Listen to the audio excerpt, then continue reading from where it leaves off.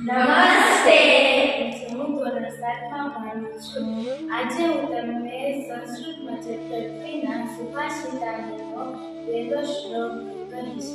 પૃથ્વીવ્યાં ત્રીણિ રત્નાનિ જલમ વંદમ સુભાષિતમ મૂઢેઃ પાષાણખંડેષુ રત્નસંજ્ઞા વિધીયતે.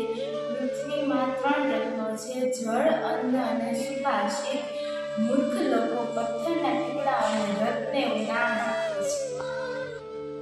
અયમિજઃ પરો વેતિ ગણના લઘુચેતસાં ઉદારચરિતાનાં તુ વસુધૈવ કુટુંબકમ. તેનો ગુજરાતી અર્થ: તે પોતાનો છે અને તે પારકો છે. એવી ગણતરી સંકુચિત મનવાળાઓની હોય છે. વિશાળ હૃદયવાળાઓને માટે તો સમગ્ર ધરતી જ એક પરિવાર છે. નમન્તિ ફલાનિ વૃક્ષાઃ નમન્તિ મુનિનો જના શુષ્ક વૃક્ષાશ્ચ મૂર્ખાશ્ચ નમન્તિ કદાચન.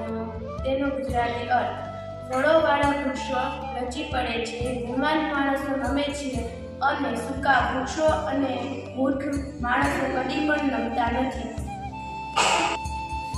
ઉદ્યમ સાહસં ધૈર્યં બુદ્ધિ શક્તિ પરાક્રમ સડેતે યત્ર વર્તન્તે તત્ર દેવ સહાયકઃ. જેમનો ગુજરાતી અર્થ થાય છે મહેનત, હિંમત, ધીરજ, બુદ્ધિ, શક્તિ અને પરાક્રમ. આ 6 ગુણો જ્યાં જે પુરુષમાં હોય છે ત્યાં દેવ સહાય કરે છે.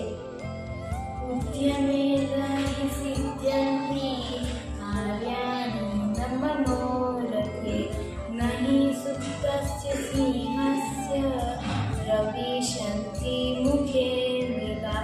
તેનો ગુજરાતી અર્થ છે: ઉદ્યમ વડે જ કાર્ય પાર પડે છે, મનોરથ વડે નહીં. સૂતેલા સિંહના મુખમાં જાનવર પોતે જ બેસી જતા નથી.